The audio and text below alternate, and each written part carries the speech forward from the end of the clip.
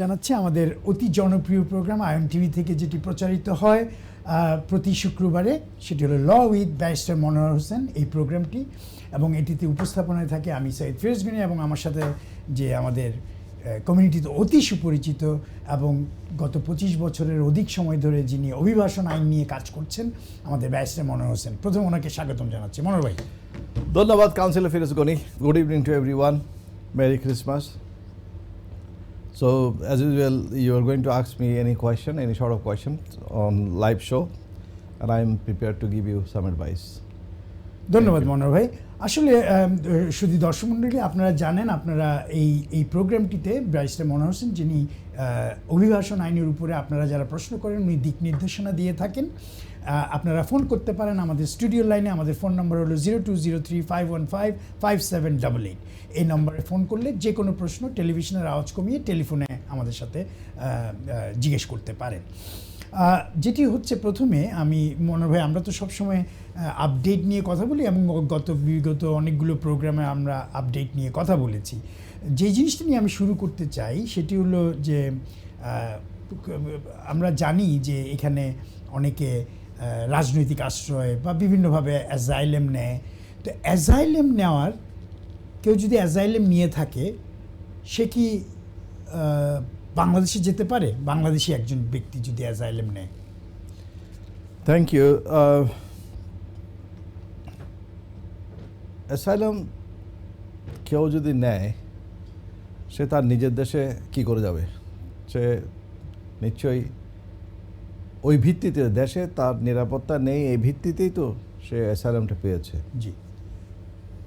কাজেই তার দেশে যাওয়াটা এখানে রেস্ট্রিকশন আছে। গেলে হ্যাঁ যেতে পারে, কথা হচ্ছে গেলে কিছু কনসিকুয়েন্সেস হবে। সেই কনসিকুয়েন্সেস হচ্ছে তার যে অ্যাসাইলাম গ্র্যান্ট করেছে, নর্মালি 5 ইয়ার্সে দেওয়া হয়, সেটা যে কোনো সময় রিভোক হতে পারে। এমনকি পার্মানেন্ট রেসিডেন্স হওয়ার আগেও, রেসিডেন্স হওয়ার পরেও তার এটা রিভোকেশন হতে পারে। অবশ্য আপিলের সুযোগ থাকবে, তবে যেহেতু চেঞ্জ অফ সার্কামস্ট্যান্সেস বলে একটা কথা আছে, যে তার অবস্থার পরিবর্তন হয়েছে, তাকে আর প্রোটেকশন দেওয়া দরকার নেই। এই ভিত্তিতে they can revoke his refugee status or humanitarian protection status, because he doesn't need any further protection, because they will see that traveling to his home country is now safe ওই বেসিসে। তবে এখানে একটা কথা আছে, অ্যাসাইলাম নেওয়ার পরে যে সেটেলমেন্ট হয়ে যাওয়ার আগ পর্যন্ত বলছেন না, সেটেলমেন্ট হওয়ার পরেও, সেটেলমেন্ট হওয়ার পরেও একবার তো ব্রিটিশ সিটিজেন যদি হয়ে যায়, দেন ডিফারেন্ট ম্যাটার, তাহলে ট্রাভেল করতে পারে, সেখানে কোনো সমস্যা করে না। এটা করার কোনো রেকর্ড আমরা দেখিনি, কারণ he or she is under no more protection, under no more immigration control যখন ব্রিটিশ সিটিজেন হয়ে যায়। ইনডেফিনিট লিভ টু রিমেন হলেও তারপরেও সে তার ইমিগ্রেশন রেস্ট্রিকশন থাকে না, তারপরেও তার রিফিউজি স্ট্যাটাসটা তো যায় না, ঠিক আছে? রিফিউজি স্ট্যাটাসে তখন পর্যন্ত থাকে। কাজেই সেই ক্ষেত্রে যেখানে সে রিভোক আইএনআর। জি, থ্যাংক ইউ। ধন্যবাদ মনোহর ভাই। অ্যাজাইলেম নিয়ে আমরা আরেকটা কথা বলছিলাম। অ্যাজাইলেম এখন অনেক মানুষ এখানে যারা অনেক আমরা দেখেছি, আপনিও দেখেছেন পত্রপত্রিকায়, অনেক বাংলাদেশি ছাত্রছাত্রীরা, আমি অন্য দেশের কথা বলছি না, যেহেতু এটি বাংলাদেশের প্রোগ্রাম, আয়ন টিভিতে আমরা সরাসরি বাঙালি দর্শকরাই বেশি দেখেন, সেই জন্য বাংলাদেশি অভিবাসন আইন নিয়ে একটু কথা বলছি। তো মনে করেন বাংলাদেশি স্টুডেন্ট, বাংলাদেশি একজন ছাত্রী বাংলাদেশের রাজনীতি করার জন্য বা এই ধরনের কিছুর জন্য সে রাজনৈতিক আশ্রয় প্রার্থনা করলো, এখানে চাইলো, তাহলে প্রথমে কি করবে? সে কি হোম অফিসে না গিয়ে এটি কি করতে পারবে কোনো লয়ারের মাধ্যমে? তার তো যাওয়া দরকার নেই প্রথমেই, সে তার লয়ারের মাধ্যমে অথবা সে নিজেও করতে পারে।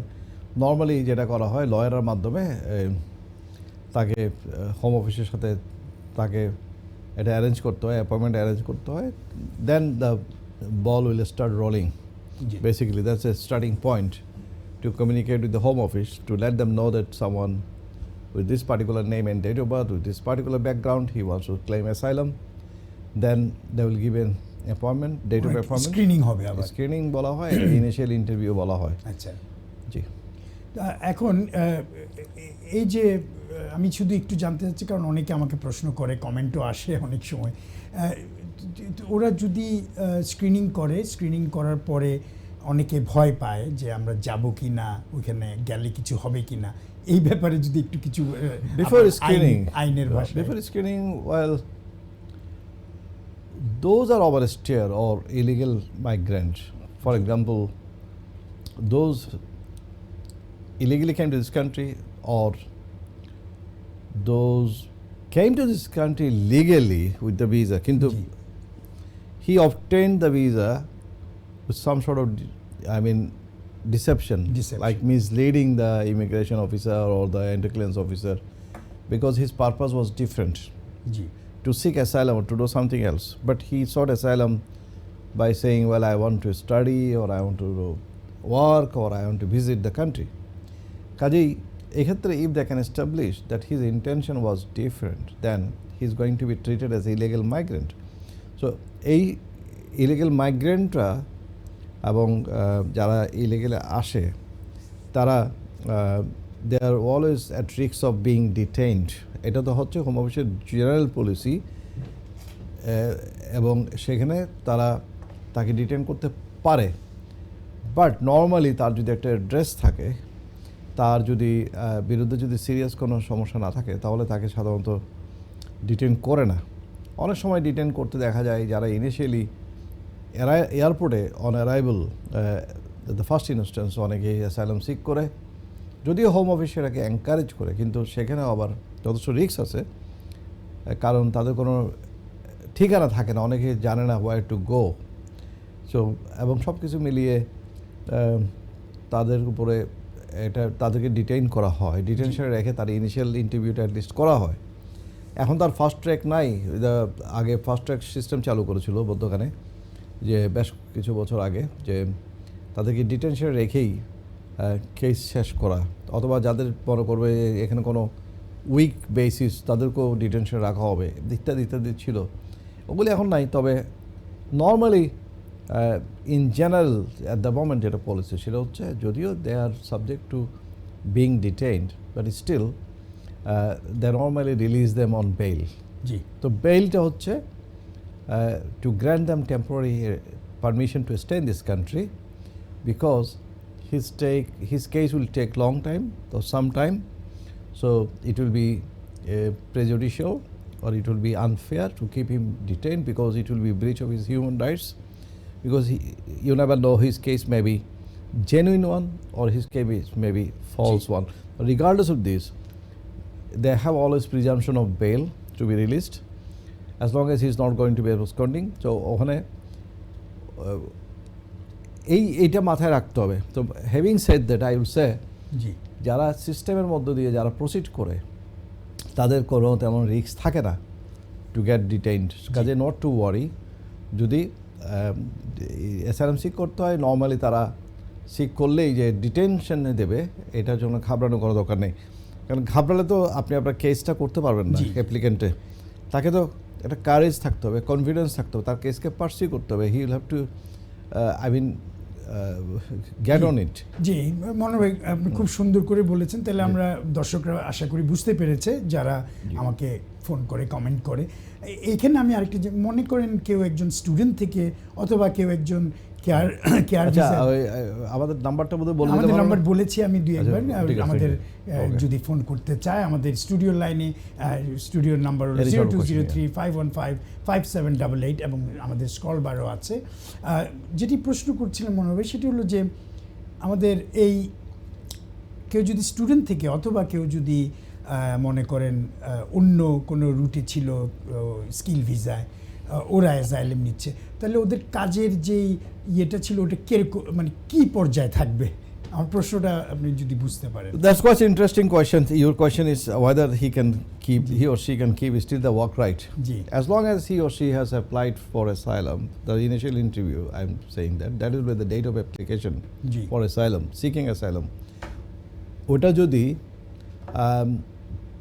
predates the expiry date of the visa যদি হয়, অর্থাৎ ভিসা পার হওয়ার আগে যদি সে অ্যাসাইলামটা সিক করে, তাহলে নিয়মটা হচ্ছে under Section 3C of 1971 Immigration Act under he or she will have the same terms and conditions that were in existence before making the application, whatever status he was. ও যদি visitor থাকে সে visitor status থাকবে, তার কোনো কাজে right থাকবে না। আর যদি সে study ভিসায় থাকে তাহলে স্টাডি ভিসার ওইটা কন্টিনিউ করবে, জি, আর নাহলে ওয়ার্ক পারমিট ভিসা কন্টিনিউ করবে, অথবা স্পাউস ভিসা কন্টিনিউ করবে, হোয়াট এভার, অথবা গ্লোবাল ট্যালেন্ট যেভাবে ছিল সেভাবেই থাকে। কিন্তু অ্যাজ মানে এটা হবে until a decision is made, or if there is a right of appeal, until the appeal is resolved. G, So that is the time until when you can get the money, all rights. That means most students, তারা asylum যারা claim করে, skill worker যারা claim করে, they keep their rights to work technically. G, But as far as skilled workers are concerned, এখানে একটা trap আছে, কারণ হচ্ছে অথবা ট্রিক আছে, সেটা হচ্ছে তাকে বলা হয় যে yes you are allowed to work but with the same terms and conditions. ওখানে আবার তার চিঠিতে কি কথা বলা আছে, with same terms and conditions মানে কি, এআরসি কার্ডে যদিও ওয়ার্ক পারমিশন লেখা আছে but subject to conditions. Condition subject কন্ডিশনটা কি, কারণ নর্মালি যারা এমনি ইলিগেলি আসে কিংবা ওয়ার্ক রাইটস ছাড়া একজন ভিজিটর যদি অ্যাসাইলাম সিক করে, তাহলে after 1 year he can claim work right, যদি এর মধ্যে ডিসিশন কিংবা আপিল রিজলভ না হয়। তাহলে ওই জায়গায় যারা লিগেলি থেকে অ্যাপ্লিকেশনটা করছে তারা কিন্তু কাজের রাইটে ইমিডিয়েটলি কন্টিনিউ করছে, জি। পাচ্ছে। তো যদিও সব সেক্টরে তারা কাজ করতে পারে, এখানে লিমিটেশন আছে। ইচ্ছা করলে তারা যে কোনো কাজ দিতে পারে, ইচ্ছা করলে তারা রেস্টুরেন্টে গিয়ে ওয়াইটার হতে পারবে না। স্টুডেন্ট থাকলে ওদের যদি 20 আওয়ার্স থাকে তাহলে 20 হ্যাঁ, আওয়ার্স স্টুডেন্টরা পারবে, কিন্তু ওয়ার্ক পারমিট হোল্ডারে সেখানে তার যেই জবের জন্য স্পেসিফাইড আছে ওই এমপ্লয়ারের জন্য কাজ করতে হয়। কিন্তু technically how can he do that, because he is seeking asylum, জি। Is one of the reasons, because he has got no more job, he has to go back, জি, but he can't go back because of the risk. জি, তাহলে এখানে ওর যদি dependent থাকে, ডিপেন্ডেন্টরা কিন্তু তাদের full time কাজ করতে পারে যে কোনো সেক্টরে। জি, আদারওয়াইজ স্কিল্ড ওয়ার্কারের ক্ষেত্রে এটা একটা টেকনিক্যাল প্রবলেম। স্টুডেন্টরা 20 আওয়ার্স কাজ করবে এবং তার টার্মস যখন থাকবে না, স্টুডেন্টদের যেমন ক্রিসমাস, ইস্টার হলিডে, তখন সে ফুল টাইম কাজ করতে পারবে। না, খুব সুন্দর মনে হয়। তাইলে এখন আমরা যেটি আমরা এই অ্যাজাইলেমের উপরেই যদি আরেকটি কোয়েশ্চেন করি আপনাকে, যেটি অনেকেই করতে চায়, আমাদেরকে বলে, আমাদেরকে জিজ্ঞেস করে, সেটি হলো যে এখন মনে করেন একজন এখানে ওভারস্টেয়ার হয়ে গেল, একটা কলার আসছে, আমি কলটা নিই। দর্শক, টেলিভিশন আওয়াজ কমিয়ে টেলিফোনে আমার সাথে আলাপ করেন। কে বলছিলেন, কোথা থেকে বলছিলেন? জি সালামালাইকুম, জি বলেন। ভাই আমি আহত, জি, আমার কোনো কোশ্চেন না, আমি জাস্ট আপনারা তো অ্যাসাইলাম নিয়ে আলোচনা করা, আমার ভাইকে রিকোয়েস্ট করতে সিটিজেনশিপ নিয়ে একটু আলোচনা করা। আচ্ছা ঠিক আছে, জি, আপনি প্রশ্ন করেন, আপনি প্রশ্ন করেন, আপনার কোনো স্পেসিফিক প্রশ্ন আছে কিনা সিটিজেনশিপ? আমার প্রশ্ন হলো, অনেকে আছে আপনার ইলিগাল এন্ট্রি, অনেকে আছে ওভারস্টে হইছে, বাট খেরা পাইতো বা সিটিজেনশিপ আর খেরা পাইতো বা না, ওইটা সম্পর্কে। জি ঠিক আছে, আমরা ওইটা নিয়ে কোয়েশ্চেন করছিলাম। মনে হয় আপনি যদি, আমরা ওভারস্টেয়ার নিয়ে আমি আমার প্রশ্নটা এখন করছিলাম, সেটি হলো যে ওভারস্টেয়ার, উনি যেটি প্রশ্ন করছে যেটা নাগরিকত্ব পাবে কিনা ওভারস্টেয়ার যদি হয় eventually. Overstayer will not be a problem, to be honest. Problem হবে যদি ইলিগেল থাকে, আসে, জি, যেমন কেউ ইলিগেলি আসলো, ইলিগেলি বলতে যেমন বোটে করে আসলো, 15 বছর থাকতে হবে তাদের, তারপরে এই বিভিন্ন কারণে হতে পারে। তো অথবা ওই যে আমি আগে বললাম যে হয়তো ভিসা একটা নিয়ে আসছে, কিন্তু আসলে পরে তার ভিসাটা অটোমেটিক্যালি ক্যান্সেল, কারণ সে কিন্তু ফলস কথা বলে আসছিল, সত্যি কথা বলে। সে ইলিগেল এন্ট্রেন্ট হিসেবে তাকে ইনিশিয়াল ইন্টারভিউর সময় তাকে ডিটারমিন করা হয়েছে।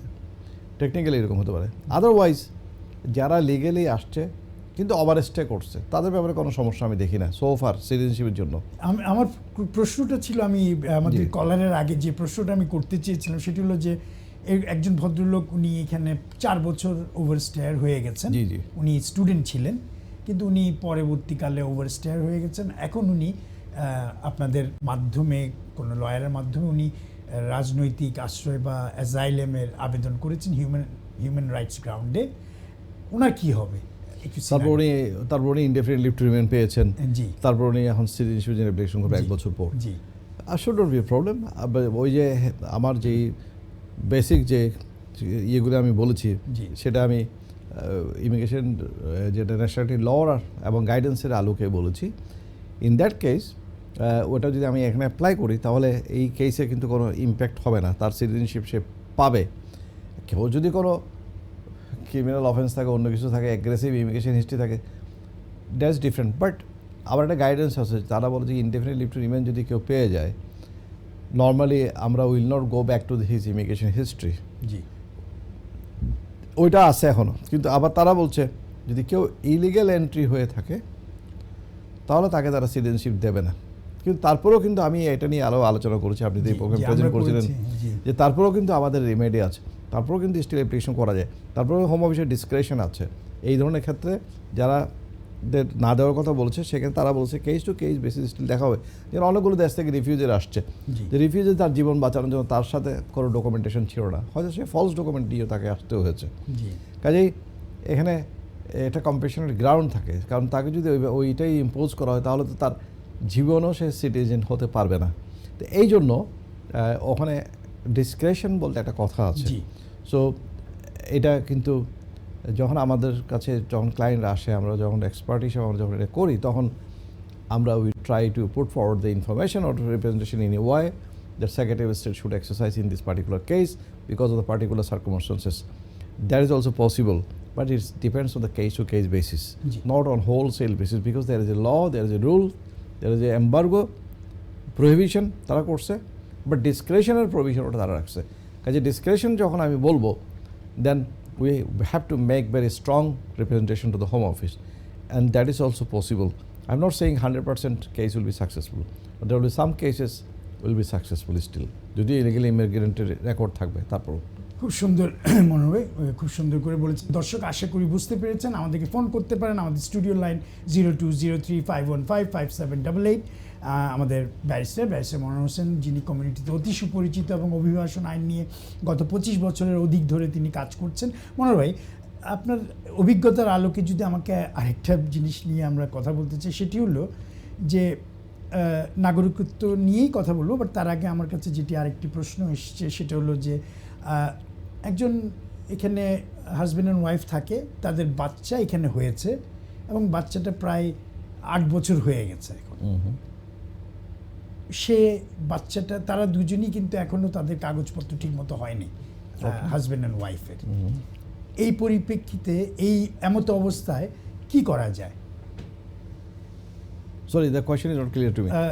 ওরা দুজন Difficult, এরকম রাজনৈতিক আশ্রয় নিয়েছে, তারা স্টুডেন্ট ছিল আগে, কিন্তু তাদের একটা বাচ্চা হয়েছে, বাচ্চাটা প্রায় 8 বছর হয়ে গেছে, রাজনৈতিক আশ্রয় এখনো ডিসিশন হয়নি। Decision. So there is a provision, সবাই জানে যে 7 ইয়ার্সের বেসিস, 7 ইয়ার্সের বেসিসে যদি বাচ্চা এখানে জন্ম হয়ে থাকে জি। তাহলে straight away they can apply for indefinite leave to remain, বাচ্চা সেটেলমেন্ট হতে পারে। আর যদি 8 বছর হয়ে গেছে 7 ইয়ার্সের বেসিসে অ্যাপ্লিকেশন করতে পারে, সেটা ইমিডিয়েট করতে পারে, দ্যাটস নট এ প্রবলেম। আরও 2 বছর ওয়েট করলে যদি তাদের কেস এখনও শেষ হয় কি বা না হয়, তারপরে because of the another provision within the nationality act, সেটা হচ্ছে যেসব বাচ্চারা এই যে দেশে জন্ম, অথবা যেসব বাচ্চারা first 10 years of the life they have spent in this country, they can apply for registration as citizen, British citizen. যে বাচ্চাটা জন্মগ্রহণ করে নাই কিন্তু এখানে ওটা আছে 10 8 years-এর বছর, বেসিসে, এখানে ওটা 10 years ওয়েট করতে হয়। বাট বিকজ 8 years-এর মধ্যে আমার নিয়ারেস্ট হচ্ছে তার 7 years-এর বেসিসে, জি যদি এখানে জন্ম হয় ইনডেফিনিট লিভ টু রিমেইনের জন্য অ্যাপ্লিকেশন করতে পারবে। আচ্ছা আর যদি এখানে জন্ম না হয় থাকে বাচ্চা, কিন্তু এখানে 7 years বাচ্চা ছিল, তাহলে লিভ টু রিমেইনের জন্য অ্যাপ্লিকেশন করবে, তাহলে বাচ্চাকে 2.5 বছর দেবে। বাচ্চা এইভাবে 5 বছর থাকার পর বাচ্চা পার্মানেন্ট রেসিডেন্ট হতে পারবে in the light of the or according to the rule at the moment which is existing. জি কিন্তু I don't know after 2 years তারা কী বলে, বাট অ্যাট দ্য মোমেন্ট আমি যেটা বলতে পারি জি যে according to the current rule, he or she, I mean the child will be eligible for ILR if he or she was born in this country and having spent 7 years. আচ্ছা আচ্ছা or if born outside the UK, then can apply for leave to remain, not ILR, not settlement.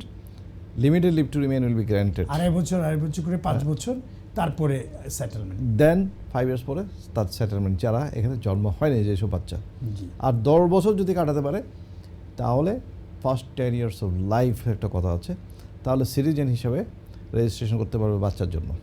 Very good, thank you মনোহর ভাই। তাহলে আমি যে নাগরিকত্ব নিয়ে যখন কথা বলছিলাম, এখানে আমার আরেকটা প্রশ্ন, এখানে কমিউনিটিতে অনেকেই আমি দেখি, অনেকে একটা পোস্টও ভাইরাল হচ্ছে, অনেক জায়গায় দেখেছি সোশ্যাল মিডিয়ায়, এবং অনেকে আমাকে প্রশ্নও করে যে এখানে নাকি একটা হিডেন একটা টুলস আছে যে কোনো মানুষকে চাইলে বাইর করে দিতে পারবে, ব্রিটিশ মানুষকে। এরকম তো কোনো কিছু নাই। Well, এটা নিয়ে আমরা আলোচনা করেছিলাম last week. Barrister Saima was presenting the programme. I think ওটা হচ্ছে একটা নিউজ বেরিয়েছিল একটা মিডল ইস্টের একটা নিউজ পেপার থেকে। জি। সেখানে বলেছিল যে প্রায় 9 মিলিয়ন মানুষকে জি। তারা home office can get them out of this country, can get their citizenship stripped off, জি। এরকম একটা আমি বাংলা সোশ্যাল মিডিয়া দেখেছি। এটা বলতেছে, কিন্তু এটার বেসিস কি, এটা কিন্তু হোম অফিসে এটা ডিনাই করেছে। জি। আর জিনিসটা হচ্ছে ওখানে যেভাবে বলা হয়েছে ইনফরমেশনগুলো সেভাবে আসেনি। মেন জিনিস হচ্ছে এটা তো অনেক বছর ধরে লটা আছে, যাদের 1 বছর কিংবা 1 বছর বেশি সাজা হবে, ক্রিমিনাল ইমপ্রিজনমেন্ট হবে, প্রিজন সাজা হবে ক্রাইমের কারণে, তারা অটোমেটিক ডিপোর্টেশনে পড়বে যদি না তারা ব্রিটিশ সিটিজেন হয়ে থাকে। তাদের ইনডেফিনিট রিমেন থাকলেও তারা এটা হবে।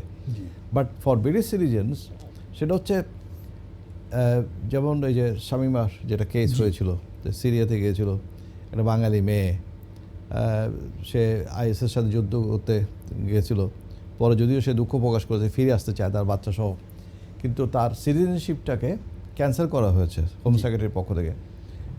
সাজিদ জাভেদ যখন conservative the main secretary of state for the home department ছিল, তখন এটা ক্যান্সেল করা হয় যে অ্যারাউন্ড 2017-18 দিকে। এটা নিয়ে তো অনেক ডিবেট হলো এবং অনেক সুপ্রিম কোর্ট পর্যন্ত করালো, তারপরেও তার সিটিজেনশিপ আর ফেরত পায় নাই। এটা হচ্ছে রিয়েলিটি। এটা আসলে ব্যাপারটা হলো আপনিও বলেছেন, বাট আমরা যেটা জানি সেটা হলো যে ন্যাশনাল সিকিউরিটি টেরোরিজম দেশের মির্জাফরি করলে এই দেশের বিরুদ্ধে, এই দেশের পলিসির এগেনস্টে গেলে, যেটা ইন্টারন্যাশনাল পলিসির এগেনস্টে গিয়ে দেশের বিরুদ্ধে ফাইট করবে, এই দেশের বিরুদ্ধে ফাইট করবে। বাট যেটা কমিউনিটিতে অনেক মানুষ যেটা আমাদেরকে প্রশ্ন করে যে ভাই আমি তো এই দেশে জন্মগ্রহণ করিনি, কিন্তু আমি ন্যাচারালাইজ ব্রিটিশ, আমার কি হবে, আমাকে কি বের করে দিবে? Having said that report was itself was not correct. কাজে ওটা অথেন্টিক না, এটা কোনো ব্রিটিশ মিডিয়া তো এটা আসেনি, এটা হচ্ছে বাইরের একটা জায়গা থেকে আসছে। কাজে এটা নট টু ওয়ারি। এটা আপনারা যারা অনেকেই অ্যাংশিয়াস, আমাদের কাছে অনেকেই ফোন করেছেন, কিন্তু আমি মনে করি এটা নিয়ে কোনো চিন্তা করার কোনো কারণ নেই। কেউ আপনার সিটিজেনশিপ নেবে না। আপনি যদি সৎভাবে এই দেশে থাকেন, আপনি যদি সিরিয়াস কোনো ধরনের টেরোরিজম কিংবা ফ্রড কিংবা ক্রাইমে জড়িত না হন, তাহলে আপনার সিটিজেনশিপ সম্মুখীন হতো কোনো কারণ দেখি না। ইভেন কি কেউ ক্রাইম করলেও একটা ইয়ে থাকে যে সিটিজেনশিপটা ক্যান্সেল করার মতো না, যদি না সেখানে টেরোরিজম এই ন্যাশনাল সিকিউরিটির ইস্যু না যদি না থাকে। আর এই তো, আর যারা ইনডেফিনিট লিভ টু রিমেন হয়েছে, সিটিজেনশিপ হয়নি, তাদের তো রিস্ক আছে। তারা 1 বছর অথবা 1 বছরের বেশি সাজা হলেই তারা অটোমেটিক ডিপোর্টেশনে পড়বে। যদিও সেখানে একটা পর্যায়ে আপিল রাইট থাকতে পারে, বাট এটা খুবই কঠিনভাবে এগোতে হয়। কাজে বি কেয়ারফুল, যেন কেউ এই ধরনের তাদের যারা পরিচিত আছে, ফ্যামিলি মেম্বার আছে, everybody should be aware of this. অনেকে অনেক সময় একটু নেগলিজেন্সের কারণে দেখা যায় অনেক ক্রাইম কমিট করে ফেলে, অনেক রাগের মাথায় অনেক ক্রাইম কমিট করে। অনেক সময় অনেক যারা ফ্রেন্ড সার্কেল আছে, তার সোশ্যাল সার্কেল আছে, বিভিন্নভাবে, অথবা অনেকে টাকা পয়সা লোভে অনেক ক্রাইম কমিট করেন।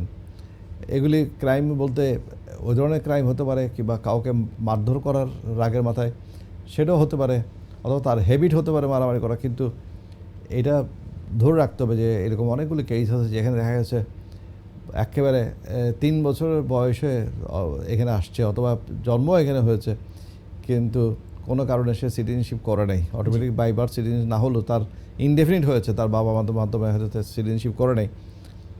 একটা কেসে দেখা গেছে সে বাচ্চাটা যদিও এখানে আসছিল খুব ছোটোকালে, একেবারে 2 বছর বয়সে, কিন্তু তার ভাই বোন, বাবা মামা, চাচা চাচি সবাই সিটিজেন হয়ে গেছে, কিন্তু সে হয়নি। কারণ মাত্র 10 বছর বয়স থেকে তার বিরুদ্ধে ক্রিমিনাল এলিগেশন শুরু। জি এটা হইতে পারে, তার বিরুদ্ধে পুলিশের রিপোর্টিং শুরু, যদিও পুলিশে কোনো চার্জ করে নেই, কোনো কোনো ধরনের করে নেই, কিন্তু রেকর্ডে তো উঠে যায়। জি তো কাজেই এইটা করতে করতে তার একটা রেকর্ড বিল্ড আপ হলো। পরে দেখা গেল সে 2 ডজনের উপরে কেস তার বিরুদ্ধে, তার ফ্যামিলি তাকে কোনো হেল্প করছে না। এটা কেস সিনারিও বললাম আর কি। জি এই ক্ষেত্রে এই ধরনের কেসগুলো সুপ্রিম কোর্টে গিয়েও রাখা যায় না, কারণ তার এখানে আর কোনো ফ্যামিলি লাইফ বলতেও কিছু নাই যে তাকে কেউ সাপোর্ট করবে। এখন সে এখানে কেন থাকবে? ওখানে ধরা হয় যে his presence is no more conducive to public good. কাজেই এইটাই ওই গ্রাউন্ডে তাকে কিন্তু দেওয়া হয় না। মানে জি।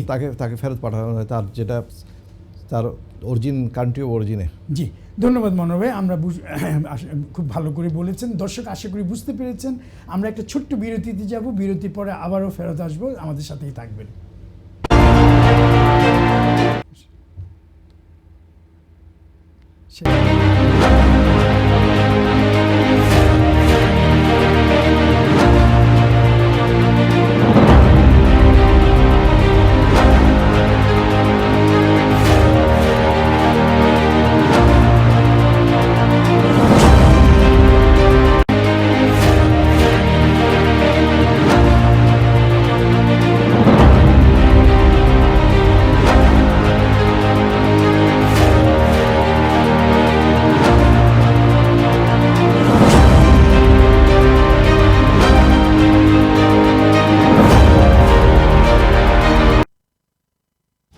শুধু দর্শক মণ্ডলী, বিরতির পরে আবারও ফেরত আসলাম আপনাদের অতি জনপ্রিয় প্রোগ্রাম অভিবাসন আইন নিয়ে। যে প্রোগ্রামটি হয় ল উইথ ব্যারিস্টার মনোহর হোসেন, এই প্রোগ্রামটি প্রতি শুক্রবারে আয়ন টিভি থেকে সম্প্রচারিত হয় এবং এটিতে থাকেন কমিউনিটিতে অতি সুপরিচিত এবং গত 25 বছরের অধিক ধরে যিনি অভিবাসন আইন নিয়ে কাজ করছেন, প্র্যাকটিসিং ব্যারিস্টার মনোহর হোসেন।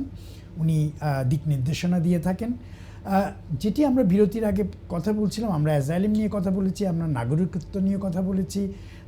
তবে একটা জিনিস মনোহর ভাই আমি বিরতির আগে প্রশ্ন করতে ভুলে গেছিলাম, যেটি হলো যে কেউ যদি অ্যাজাইলাম নেয় তখন তো তার বাংলাদেশের পাসপোর্ট থাকে না ওই সময়। তো ওই সময় সে যদি অ্যাজাইলাম গ্র্যান্ট হয়, সে কি কোনো কিছু এই দেশ থেকে কোনো ডকুমেন্ট পায় যেটা দিয়েও কোনো অন্য কোনো দেশে যেতে পারে? বাংলাদেশ না, আপনি বলেছিলেন বাংলাদেশ। হ্যাঁ হ্যাঁ, এরকম তো অনেকে হয়। মনে করেন কেউ বিদেশে যেতে চায়, কোনো ভ্রমণে যেতে চায়, কিংবা ওমরা হজ করতে চায়, জি অথবা নর্মাল হজে যেতে চায়, তাহলে কি করবে? তাহলে তো তাকে তো বাংলাদেশি ডকুমেন্ট তো নিলেও বিপদ। বাংলাদেশি ডকুমেন্ট যদি নেয় তো ওরা হোম অফিস জানতে পারলে হোম অফিস বলবে, ফর এক্সাম্পল আমি বাংলাদেশ দিয়ে বলছি আর কি, যে তাহলে হোম অফিস বলবে তোমার তো বাংলাদেশে যেতে অসুবিধা নেই, বাংলাদেশ গভর্নমেন্ট তোমাকে তো পাসপোর্ট দিচ্ছে, they are no more interested about you. এবং এইটা একটা সমস্যা হয়। তো তারপরও যারা রিফিউজি স্ট্যাটাস অথবা হিউম্যানিটেরিয়ান প্রোটেকশন পেয়েছে, তারা যদি দেখাতে পারে যে বাংলাদেশি পাসপোর্ট তাদেরকে দেবে না, তাহলে অবশ্যই তাদেরকে ট্রাভেল ডকুমেন্ট দেওয়া হয়। এটাকে বলে কনভেনশন ট্রাভেল ডকুমেন্ট। এই কনভেনশন ট্রাভেল দিয়ে তারা ভিসা নিয়ে ওয়ার্ল্ডে যে কোনো দেশে যেতে পারে। দেখেন আবার এটা ব্রিটিশ পাসপোর্টের মতো না, ভিসা পাইতে হবে। আমি একটা কল আছে মনে হয়, আমি দর্শক আপনি টেলিভিশনের আওয়াজ কমিয়ে টেলিফোনে আমার সাথে কথা বলেন। কে বলছিলেন, কোথা থেকে বলছিলেন? আসসালামু আলাইকুম ভাই সাহেব, ভালো আছেন নি? জি ভালো আছি, বলেন। আপনারা তো মানুষের সাহায্য জীবন একটা জিনিস না লাগিয়ে শরীরটা ভালো নাই রে বা। জি ওই জিওর আমিও এমনিও ইউনিভার্সাল ক্রেডিট ফার্ম আর রিসেন্টলি সিটি পাইছি যে আমার ডেট অফ বার্থটা হইলে আপনার 5th of না January আপনি 1960। আপনি এগুলি বলার দরকার নাই, পার্সোনাল ইনফরমেশন দেওয়া দরকার নাই। আপনি বলেন সমস্যা কি, বলেন। সমস্যা এটা না আমার মাতুন রানী, আমার ডেট অফ বার্থটা 5th of January 1960। ও জানুয়ারি 5 তো 65 হইব না। এইটা কি হিসাব করতে আমরা বসছি এখানে? এটা আচ্ছা, সম্ভব না না। আমি জানতাম না, এটা যদি আপনি কোনো হেল্প করেন। না, ওনার ইউনিভার্সাল ক্রেডিটের প্রশ্ন তো মনে হয় ওনার অন্যদিকে যাওয়া উচিত। না, আপনি আপনি আপনি জানতে চাচ্ছেন কি আপনার 65 বছর কখন হবে এটা জানতে চাচ্ছেন আপনার? ওই আমি একটা সিটিও পাইছি যে ইউ ক্যান, 1 মাস আগে যে you can apply for state pension. আগে তো লট তো আপনি- বলছে আমি অ্যাপ্লাই করতাম পারবো নি। আপনি হ্যাঁ আপনি 65 না তো 67 না, এখন 67 ইয়ার্স ওল্ড হলে 67 ওল্ড হলে আর কেউ কেউ আর্লিও ক্লেম করতে পারে কতগুলি যারা কাজকর্ম করছে তাদের জন্য। তবে আপনি যদি এখন 67 হয়ে যান তাহলে তো আপনি অটোমেটিক তারাই পাঠাবে আপনাকে পেনশনের জন্য। এবং 67 তো হইছি না আমি, আপনারা বললেন ডেট অফ বার্থ তো তো বুঝলাম 67 যদি না হয়ে থাকেন, যদি হ্যাঁ। 65 হলে তো আপনি পেনশন তো পাচ্ছেন না। আপনি পেনশন তো 67 এজ। আমি এখানে জানি ওই তো ও সপ্তাহ ইউনিভার্সাল কেস দিয়ে আমার মেসেজ দিছে যে জানুয়ারি 20 না 21 আমার ক্রেডিট বন্ধ করে দিব। কেন আপনাকে পেনশন চালু করবে এই জন্য? আমি জানি না তো ও আপনি লেটার পাইছি আপনি আল্লাহ এগুলো কি আপনি ওই চিঠিটার নাম্বার আছে, এইটুকু আপনাকে বলতে পারে, ওই চিঠিটার যে নাম্বার আছে, টেলিফোন নাম্বার আছে, সেখানে আপনি আপনার ন্যাশনাল ইন্স্যুরেন্স নাম্বারটা দিয়ে আপনি কথা বলেন। কথা বলে জিজ্ঞেস করেন যে এরকম চিঠিটা আপনারা দিচ্ছেন কী ব্যাপার, আমার তো এখনও পেনশন এজ হয় নাই, তো এখন আমাকে ক্রেডিট বন্ধ করছেন, কেন করছেন জিজ্ঞেস করেন। ওরা কথা বলে, ওদের হেল্পলাইন আছে, হ্যাঁ জি। হেল্পলাইন আছে, ওরা আচ্ছা। সারাদিনে কথা বলে। বাইরে অশেষ ধন্যবাদ এটা অশেষ লাগি ধন্যবাদ। নাই, কারণ আমার তো ওই জানুয়ারি 5 তো 65 হইব না। আপনি এমন একজনকে পাশে রাখবেন যে ইংলিশ, আপনি কথা বলতে পারলে তো ঠিক আছে, যদি আপনি ইংলিশ বুঝতে না, কিংবা বলতে সমস্যা হয় তাহলে আপনার পাশে একজনকে রাখবেন যে আপনার পক্ষে কথা বলতে পারবে, ঠিক আছে? এমনি তো নর্মালি আমি 2-3 বছর আগে বদলাই যে যেহেতু 67 এর নিচে আগে 66 আছি, জি তো ওর লাগে আমার কনফিউশন আর কি যে সিটি যে দিল you can get the state pension, জি, ইউ জি, ক্যান জি। Apply for state pension. জি জি জি জি আমার বয়স তো এটা বলে ফেলে- জানুয়ারি গিয়া 65 হইব। আপনাকে আমি বলে ফেলছি অলরেডি, হ্যাঁ জি। আপনি হ্যাঁ। আপনি আপনি ফোন করেন তাদেরকে, ঠিক আছে? জি ভাই, আপনি যে লেটার যে ভাইসা আচারা ভাই বিরক্ত হোক না। না বিরক্ত হওয়ার কিছু নয়। জি ঠিক আছে, ঠিক আছে দর্শক, আশা করি বুঝতে পেরেছেন। আপনি ফোন করেন, ওই নম্বরে ফোন করলে আপনি সব কিছু ওরা বলে দিবে কি করতে হবে। মনোহর ভাই, আমরা যে প্রশ্নটি করছিলাম সেখানে আরেকটি প্রশ্ন রয়ে গেছে যে আপনি মনে করেন এখন অ্যাজাইলেমে অথবা কেউ কেয়ার ভিসায় এসছে, যারা ওদের সেটেলমেন্ট হওয়ার আর 2 বছর বাকি আছে বা 1 বছরই বাকি আছে, এখন তাদের এমত অবস্থায় তাদের কি হবে আগামী বছর যদি নতুন কোনো নতুন আইন আসে, আইন আসে? যে নতুন আইনটা তো কনসালটেশন শেষ হবে 12ই ফেব্রুয়ারি। জি কাজে 12 ফেব্রুয়ারি চূড়ান্ত হওয়ার আগে পর্যন্ত তারা যে সাজেশন দিয়েছে, জি এইটার ভিত্তিতে তারা বলছে যে যারা খুব নিয়ারলি আছে, খুব ক্লোজ আর কয়েক মাস আছে, এই ধরনের যারা আছে তাদেরকে ট্রানজিশনের মধ্যে রাখা, একটা তাদের জন্য একটা সুযোগ রাখা যে তারা যেন ওই আগের সিস্টেমের মধ্যেই অথবা চলতি সিস্টেমের মধ্যে যেন তারা তাদের সেটেলমেন্টটা করতে পারে। কিন্তু তারপরেও তারা একটা ভিউ চাচ্ছে, তারা এটা মত মানে চাচ্ছে, মতামত চাচ্ছে মানুষের সাথে। পাবলিক কনসালটেশনে এখন আছে, সেটা নিয়ে পরে পার্লামেন্টও ডিবেট হবে। এটা নিয়ে মানে ওরা যেটা 5 বছরের জায়গায় ওরা ফেব্রুয়ারি থেকে হয়তো 10 বছরে চলে যাবে। হ্যাঁ কাজেই হ্যাঁ, কারণ 10 বছরের যখন রুট হবে তখন আমার তাদের একটি জন্য কলার আছে মনে হয়, জি, জি। কলটা নিই। হ্যালো দর্শক, কে বলছিলেন, কোথা থেকে বলছিলেন? হ্যালো দর্শক, হ্যালো, জি আপনি আপনার নামটা বলে আপনি প্রশ্ন করেন জি টেলিফোনে। জি বলেন দর্শক। আমার নাম হইল হারিস আলী। জি হারিস হ্যালো। ভাই। জি শুনছি, বেশ আমার নাম হইল হারিস আলী। আমারও 1960 আমার জন্ম। তো আমারও পেনশন তারা 66 দিলাইছে তারা। তাহলে ভালো কথা, আপনি আগে আগে পাইছেন। এখন কি সমস্যা, কি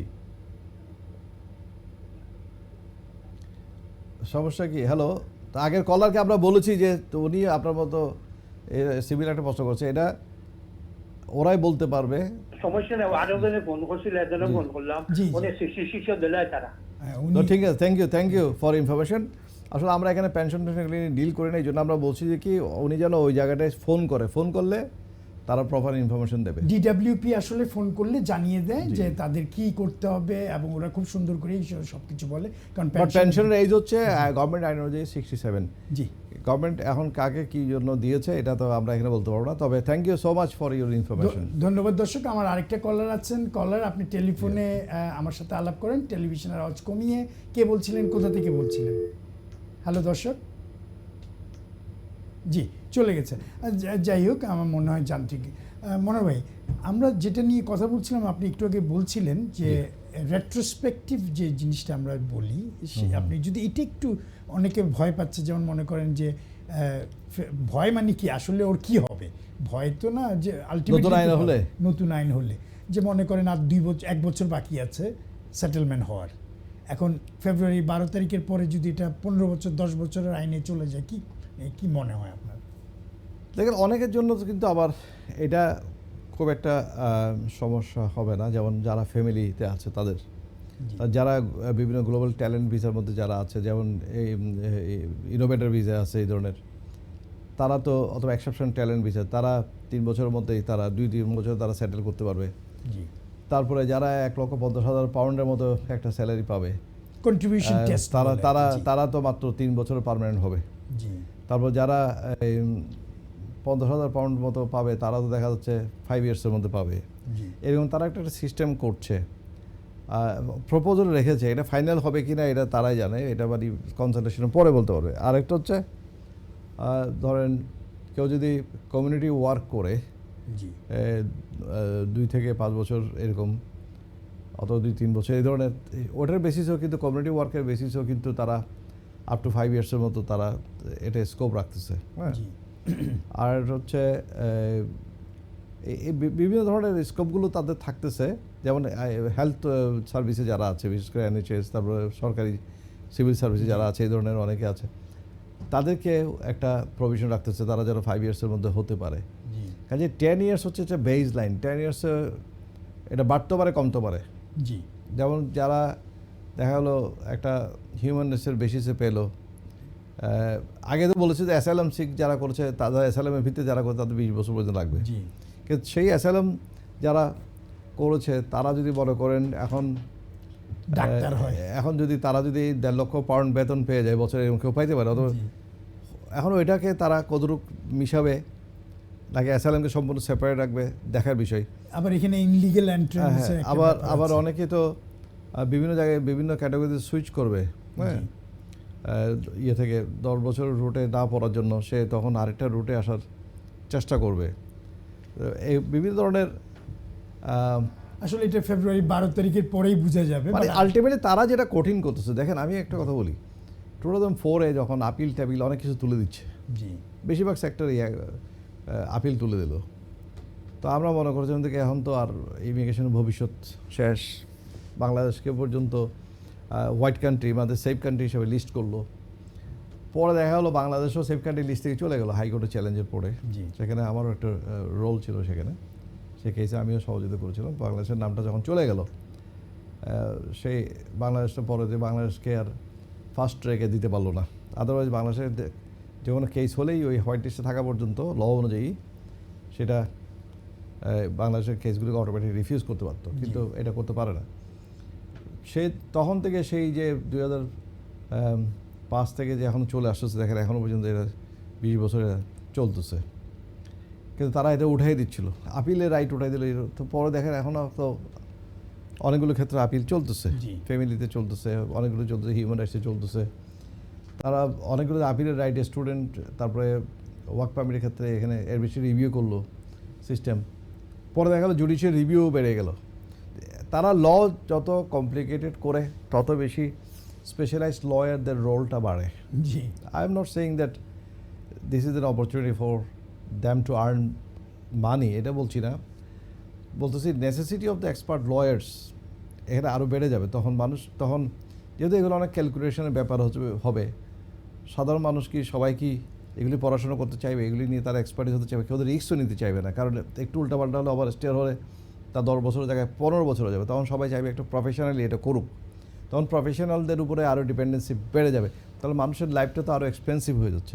একদিকে ইজি করতে চায়, আরেকদিকে তারা ইয়ে করছে। আর তাছাড়া হোম অফিসের একটা জিনিস হচ্ছে, হোম অফিসের মনে হচ্ছে মাথা ব্যথা হচ্ছে, মাথায় ব্যথার জন্য প্যারাসিটামল না খেয়ে ট্রিটমেন্ট না করে মনে হচ্ছে মাথাটা কেটে ফেলা, সেরকম টোটালি দেখা যাচ্ছে। যারা ভালো উদ্দেশ্যে মাইগ্রেন্ট, এখানে ইমিগ্রেন্ট হয়ে আসছে, তাদের উপরে প্রেশারটা দেওয়া হচ্ছে বেশি। যারা স্কিল ওয়ার্কার হিসেবে আসছে তাদের উপরে প্রেশার দেওয়া হচ্ছে, অথচ তারা বেশি কন্ট্রিবিউশন করছে বেশিরভাগই। হয়তো কিছু লোকজন এটা নিয়ে কিছু ডজি কাজকর্ম করছে, ফ্রড করছে, মিসইউজ করছে ওয়ার্ক পারমিট, স্টুডেন্ট ভিসা ইত্যাদি।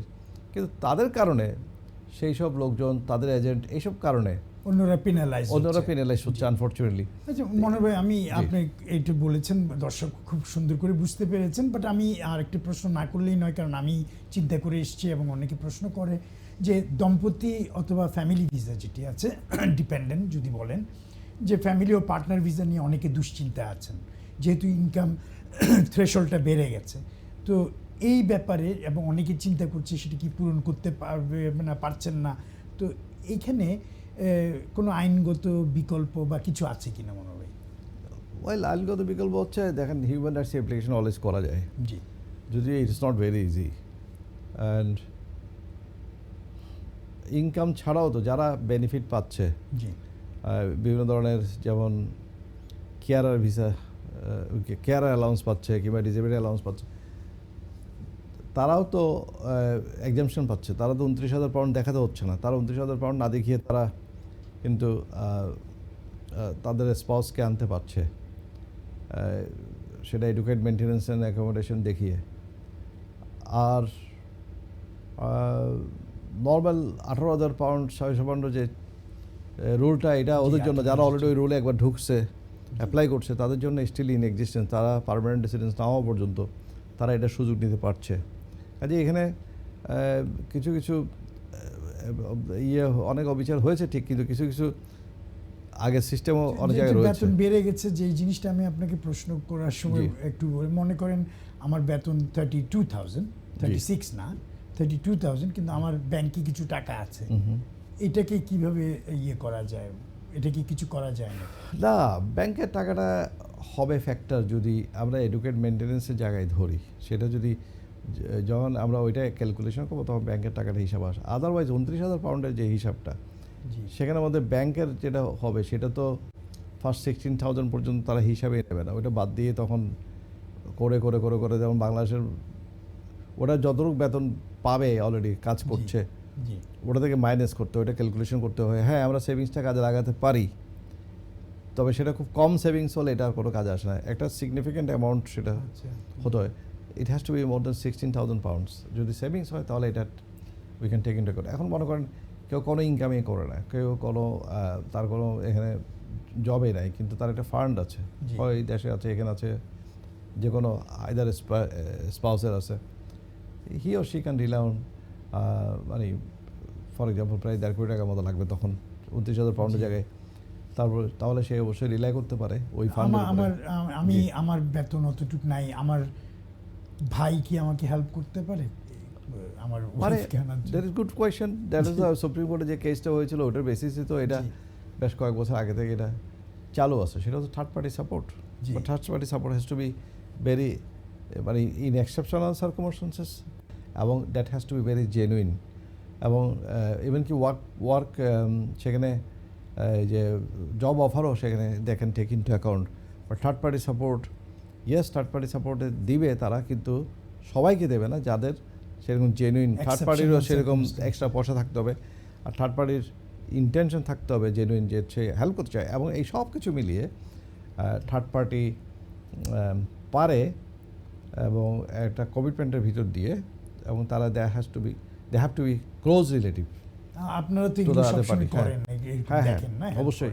কাজে থার্ড পার্টি যদি ক্লোজ রিলেটিভ হয়ে থাকে, সেটা জেনুইন হয়ে থাকে, তার যদি সেরকম ফান্ড থাকে, সোর্স অফ ফান্ড থাকে, তাহলে অবশ্যই সেটা থার্ড পার্টি সম্ভব। তবে থার্ড পার্টি সিস্টেমে যারা আসবে তাদেরকে 10 বছরের রুটে, সেটেলমেন্টের রুটে তাদেরকে লিভ টু এন্টার দেওয়া হবে, অথবা লিভ টু রিমেন দেওয়া হবে।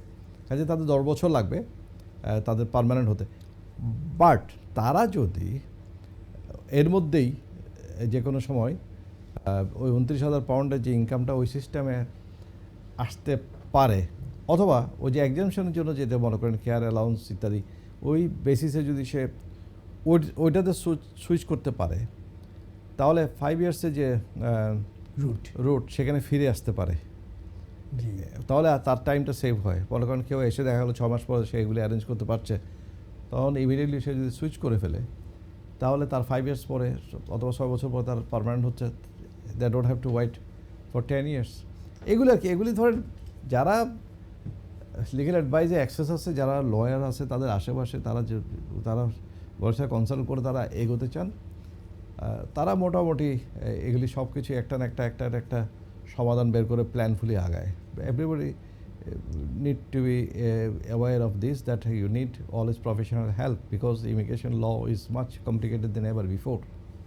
ধন্যবাদ মনোহর ভাই। দর্শক আশা করি বুঝতে পেরেছেন মনোহর ভাই যিনি কমিউনিটিতে অতি সুপরিচিত এবং প্র্যাকটিসিং ব্যারিস্টার, উনি যেটি বলেছেন আপনারা বুঝতে পেরেছেন, উনি খুব সুন্দর করে সহজভাবে বলেছেন। মনোহর ভাই আরেকটি প্রশ্ন আমার, সেটি হলো যে যদিও স্টুডেন্ট ভিসাটা এখন স্থিতিশীল হচ্ছে ঠিকঠাক, কিন্তু ওদের ডিপেন্ডেন্টের ভিসা বেশি হচ্ছে না, কারণ একটা রেস্ট্রিকশন আছে। এখন যাদের মনে করেন যারা শিক্ষার্থী এবং তাদের পরিবার নিয়ে আসতে চান, তাদের সিদ্ধান্ত নেওয়ার আগে কি করা উচিত বা কি আপনার পরামর্শ কি হবে? অনেক স্টুডেন্টের ক্ষেত্রে একসময় সবাইকে তো ডিগ্রি, মাস্টার ডিগ্রি, পিএইচডি যে কোনো স্টুডেন্টকে এটা দেওয়া হতো, পরে এটা বন্ধ করে দিছে, ডিপেন্ডেন্ট বন্ধ করে দিয়ে আবার কোভিডের এই সময় থেকে চালু করলো। জি এখন আবার বন্ধ করলো, এখন বলছে না, এখন রিসার্চ বেসড কোর্স হতে হবে, পিএইচডি হতে হবে, তাহলে দেবে। জি কাজেই এখানে স্টুডেন্টদের সুযোগ একেবারে বন্ধ হয়নি, তবে সেটা যারা রিসার্চ বেসড কোর্সে আসতেছে, পিএইচডি করতে আসছে, তাদের জন্য এটা একমাত্র ওপেন আছে।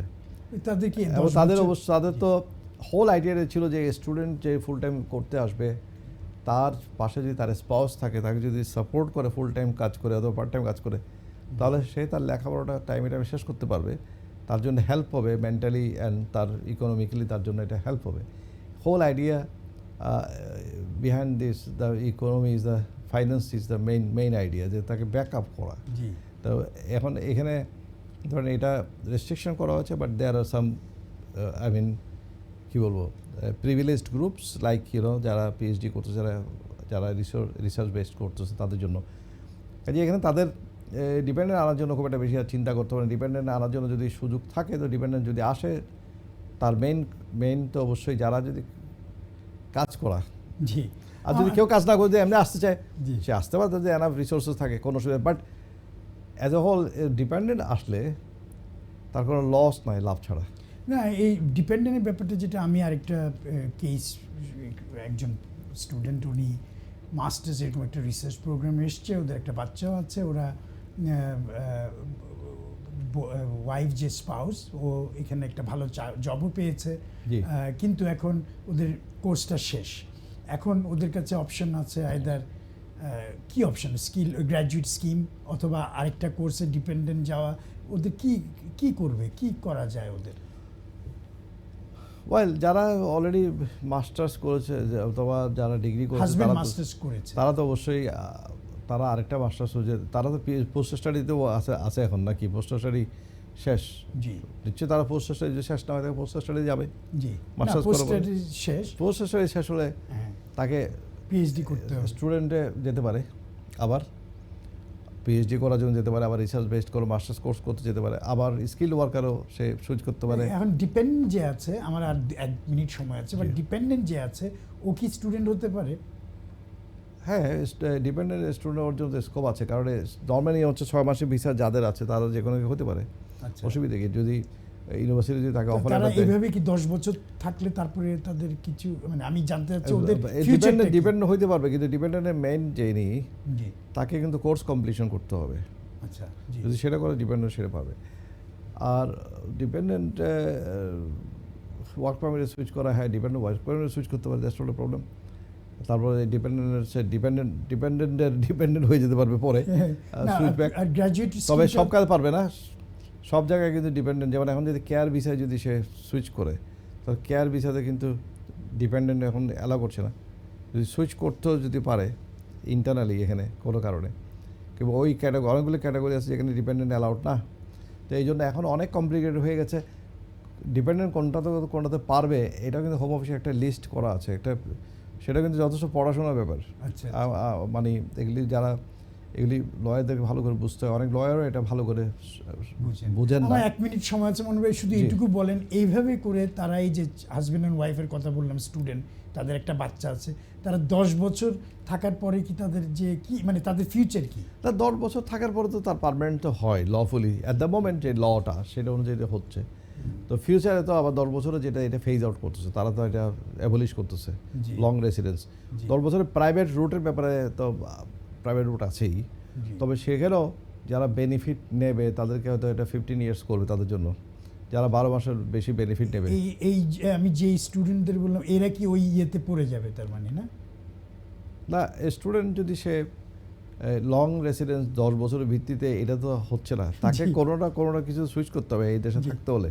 জি। আদারওয়াইজ এমনি ভিসা বাড়ি 10 বছর, এটা যদি হিউম্যান রাইটসের দিকে চলে যায়, তখন তার ক্ষেত্রে 10 বছরের বেজ লাইনের উপর ভিত্তি করে সে কখন পাবে এটা ঠিক হবে। জি, ধন্যবাদ মনোজ ভাই, খুব সুন্দর করে বলেছেন। আমার হাতে আর সময় নেই, আপনার থেকে অনেক কিছু জানতে চাচ্ছিলাম, বাট আমাকে বলা হয়েছে যে আমরা শেষ করতে হবে। ধন্যবাদ মনোজ ভাই। আমাদের শুধু দর্শক, আপনারা এই প্রোগ্রামটি দেখবেন সবসময়, এবং আপনারা যে আমাদের ইউটিউব এবং ফেসবুকে আপনারা অন্যদেরকে শেয়ার করবেন। ব্যারিস্টার মনোয়ার কমিউনিটিতে অতি সুপরিচিত, এবং উনি যেটি বলে থাকেন, দিক নির্দেশনা দিয়ে থাকেন, সেটি অনেকের উপকার আসবে এমনভাবেই উনি দেন। ধন্যবাদ, আমাদের প্রোগ্রাম দেখবেন।